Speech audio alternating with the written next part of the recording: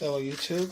Found a little small envelope that came in the mail. I'm still waiting on UPS to deliver my other package, but I got this in the mail. Let's see what it is. Oh, the key blank that I need. My original, I only have one key left. I don't know what happened to my second key, but my replacement key is an old one, the original key, and this top piece broke off, so I couldn't put it on my key ring. Here we are. This is the replacement key. Let me see who makes this. Okay. I guess it's time for me to go to a keysmith and have them cut this key to match my original.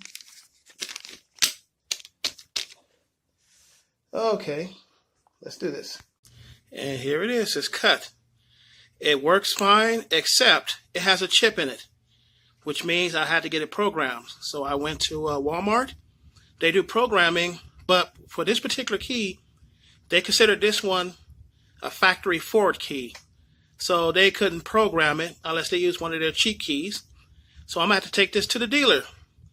Once I take it to the dealer and get it programmed, I'll be able to use it. No problems. So, but I have to wait because I got to go to work. So this is going right back on the key hook on the wall. And on Monday, I'm going to get it programmed.